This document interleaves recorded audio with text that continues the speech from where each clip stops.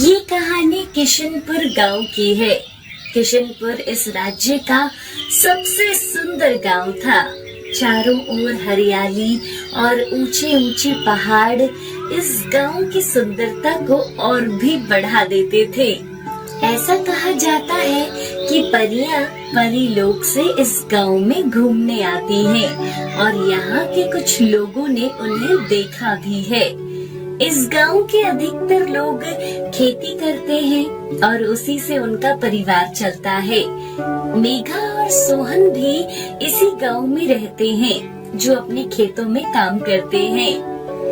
क्यों मुंह लटकाए बैठे हो जी? क्या करूं भाग्यवान, सब लोग खेतों में बीज बो रहे हैं, लेकिन इस बार मेरे पास बीज लाने के लिए भी पैसे नहीं है। अगर बीज नहीं लिए तो इस बार खेत भी खाली रह जाएगा।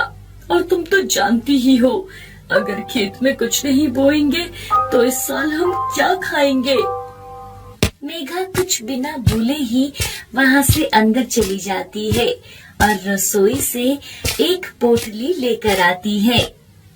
पिछले साल जो घर के पीछे कुछ पालक लगी थी वो फूल गई थी, बस उसी के बीज मैंने संभाल के रख लिए थे। इस बार इन बीजों को ही आप खेतों में लगा दो। ये बीज अच्छे तो होंगे ना?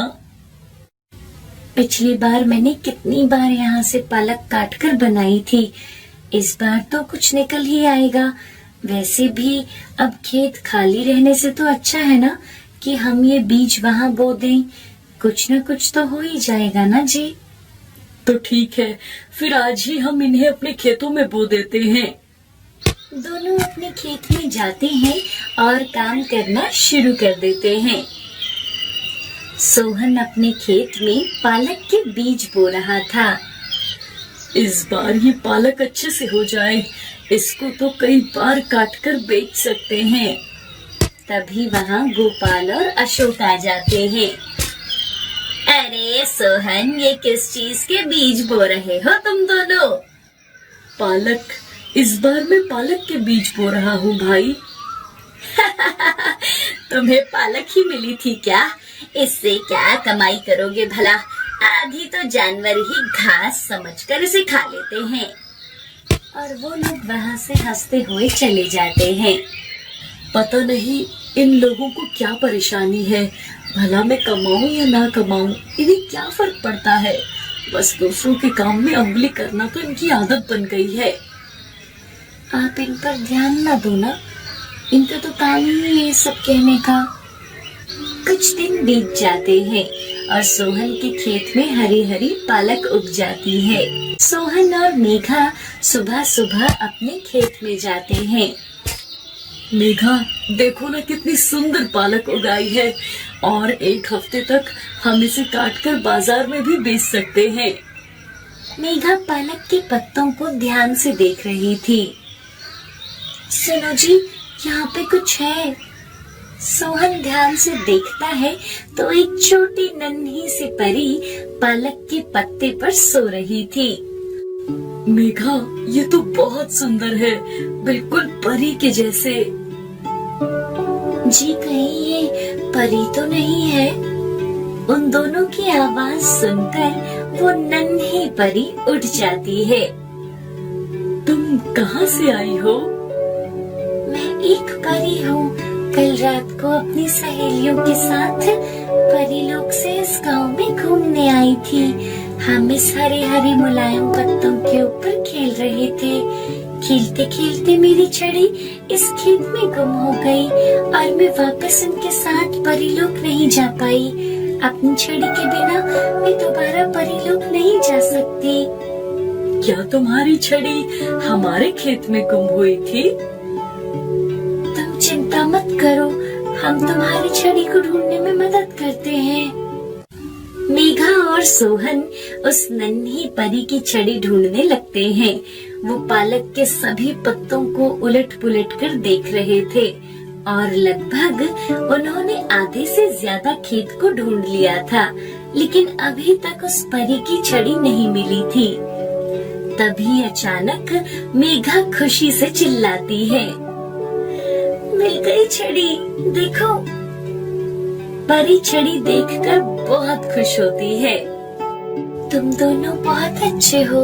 तुमने मेरी छड़ी ढूंढने में अपने खेत की परवाह नहीं की। देखो तुम दोनों का सारा खेत खराब हो गया है और सारे पालक का खेत भी ढह गया है। कोई बात नहीं, हम तुम्हारे लिए खुश हैं कि अब तुम अपने घर जा सकती हो। हम तो अपना गुजारा कर ही लेंगे। मैं तुम्हें कुछ देना चाहती हूँ। परी अपनी छड़ी की शक्तियों से उनकी सारी पालक को बड़ा कर देती है। अब ये पालक कभी खत्म नहीं होगी। तुम लोग इस पालक को रोज काट कर बेच सकते हो। सोहन और मेघा बहुत खुश हो जाते हैं। उनका पालक का खेत फिर से हरा भरा लहराने लगा था। ऐसा कहकर वो परी वहाँ से चली जाती है। अब सोहन और मेघा हर रोज पालक को काटते और उसे मंडी में बेच देते और उसके बदले उन्हें बहुत अच्छे पैसे मिलते थे। अगले दिन उनकी पालक वैसे के वैसे ही हरी भरी दिख रही थी और पूरा खेत पालकों से लहरा रहा था। अरे भाई, सोहन के खेत में तो जादुई पालक है। हर रोज काटने पर भी वो कम नहीं होती, रातों रात फिर से तैयार हो जाती है।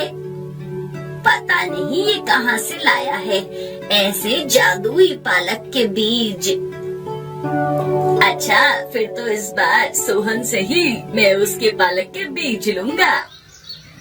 ये सोहन उस पालक की वजह से गांव का सेठ बनता जा रहा है। इसका तो कुछ करना पड़ेगा।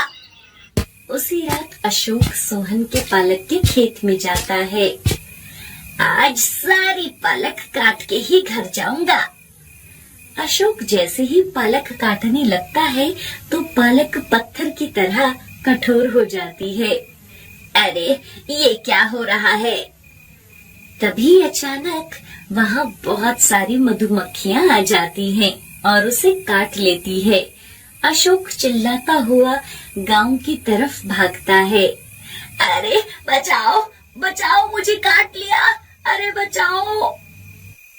लोग उसकी आवाज सुनकर उठ जाते हैं। अशोक को मधुमक्खियों ने काट लिया था। अरे लेकिन तुम इतनी रात को यहाँ आए कैसे हो? उसके पास इस बात का कोई जवाब नहीं था और वो चुपचाप अपने अपने घर चले जाते हैं। अगले दिन सोहन को अशोक का औजार अपने खेत में मिलता है और वो सब कुछ समझ जाता है। सोहन अशोक के घर जाता है और उसे उसका औजार देता है और उसे कुछ पालक भी देता है। मुझे माफ कर दो भाई, मैं लालच में आकर तुम्हारा खेत बर्बाद करना चाहता था, लेकिन देखो मुझे इसकी सजा मिल गई। तुम मुझे बोल देते, मैं तुम्हें खुद अपने खेत से पालक दे देता। ऐसे ही दिन बीतते गए। अब सोहन और मेघा की जिंदगी पूरी तरह बदल गई थी। पालक बेच बेच कर वो गांव का सबसे धनी परिवार बन गया था। अब उनके घर में किसी भी चीज की कोई कमी नहीं थी और वो दूसरे लोगों की भी मदद किया करते थे। पिताजी, आज शाम को जलेबी लेकर आना। बहुत समय से मैंने जलेबी नहीं खाई। अच्छा, मेरी गुड़िया को जलेबी खानी है। आज मैं काम से लौटते हुए ले आऊंगा। अब खुश? हाँ पिताजी, लेकिन याद से लेकर आना। मैं कितने दिनों से आपको बोल रही हूँ।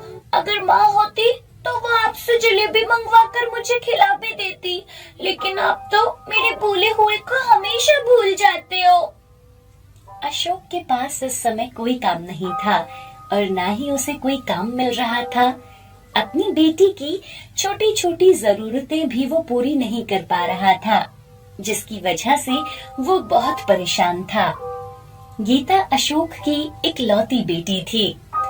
गीता जब 5 साल की थी तब उसकी माँ सुमन उसे छोड़कर हमेशा के लिए भगवान के पास चली गई थी।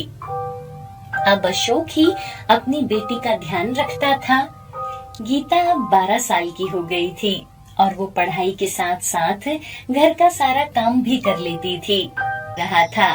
तभी अचानक उसकी नजर 3 कटहल के पेड़ों पर जाती है, जिसमें से एक पेड़ पर 1 कटहल और दूसरे पेड़ पर 2 कटहल और तीसरा पेड़ कटहल से पूरी तरह लदा हुआ था।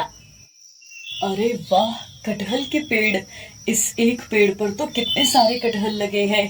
क्यों ना मैं इन कटहल को तोड़कर बाजार में बेच दूं, इससे मैं कुछ पैसे भी कमा लूंगा।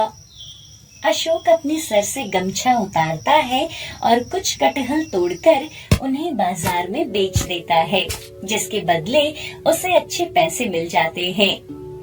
आज गीता के लिए जलेबी लेकर जाता हूँ। कितने दिनों से जलेबी की मांग कर रही थी।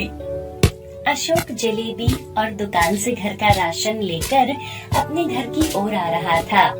तभी उसे एक घर के अंदर से एक बच्चे के रोने की आवाज आती है। माँ, मुझे बहुत भूख लगी है।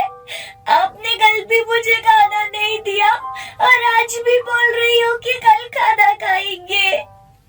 बेटा, तुम मेरी बात क्यों नहीं समझ रहे?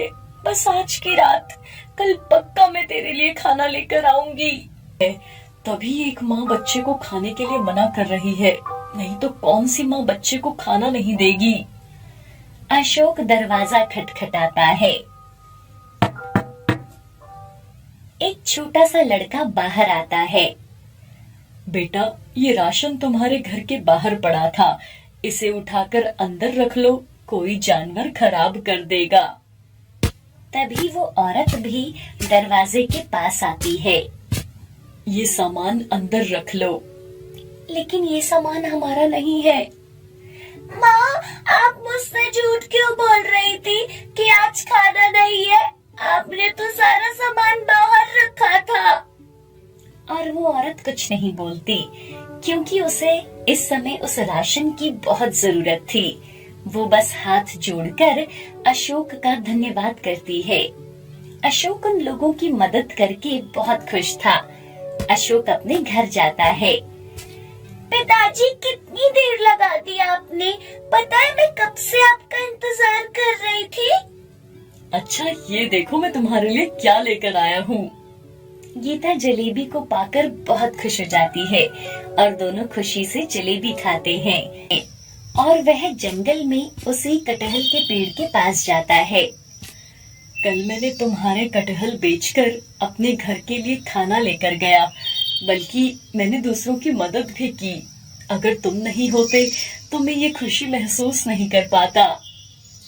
और वह उसी पेड़ से कुछ और कटहल बेचने के लिए उतारता है। इस पेड़ पर सिर्फ 2 कटहल लगे हैं और वो भी पूरी तरह से पीले रंग के हो गए हैं। क्यों ना इन्हें घर लेकर जाऊं, इनकी अपने लिए सब्जी बना लूंगा और बीज निकालकर आंगन में बो दूंगा। क्या पता 1-2 पेड़ मेरे आंगन में भी उग आए। अशोक पके हुए 2 कटहल अलग बांध लेता है और बाकी कटहल बेचने के लिए रख लेता है। सारे हरे कटहल वो बाजार में बेचकर अपने घर आता है। गीता, ये 2 पके हुए कटहल हैं। इसे धोकर काट ले, फिर मैं इसकी सब्जी बनाता हूँ। गीता भी दोनों कटहल को धोकर काटने लगती है। पिताजी, जल्दी आओ, देखो तो जरा, ये कटहल के बीज कैसे निकले हैं। ये बीज तो सोने के हैं। हे भगवान, हे भगवान, ये कैसा चमत्कार है। अशोक और गीता बहुत खुश थे, क्योंकि दोनों कटहल के बीज सोने के थे।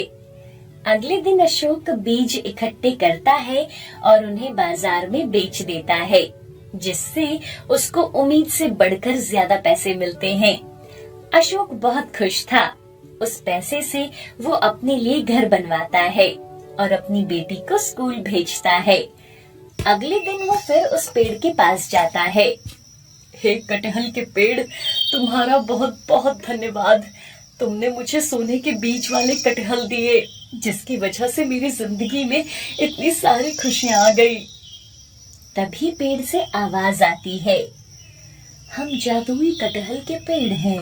तुम लोगों की मदद करते हो, इसलिए हमने तुम्हें चुना है। लालची इंसान हमें कभी नहीं देख सकते। तभी तीसरे पेड़ से आवाज आती है। मेरे पेड़ पर सिर्फ 1 कटहल है, लेकिन मुझे भरोसा है इससे तुम बहुत से जरूरतमंद लोगों की मदद कर सकते हो। लेना, पूर्णिमा की रात के बाद हम तीनों नए पेड़ के रूप में आएंगे और तुम्हारी जैसे किसी और जरूरतमंद की मदद करेंगे जो अपने साथ साथ और लोगों की भी मदद करता हो। तुम चाहो तो मेरे बीज को जमीन में उगाकर उगा सकते हो, जिससे तुम और धन कमा सकते हो और लोगों की मदद कर सकते हो। तीसरे पेड़ पर सिर्फ एक कटहल लगा हुआ था।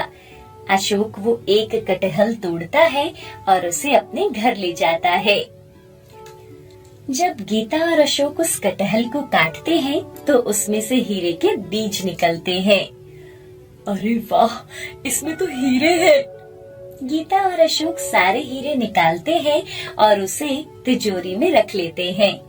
अब अशोक थोड़े थोड़े करके अगले बाजार में वो सारे हीरे बेच देता है, जिससे उसके पास बहुत सारे पैसे आ जाते हैं, जिससे उन पैसों से वो सब लोगों की मदद करता था और बहुत से बच्चों को स्कूल भेजता है।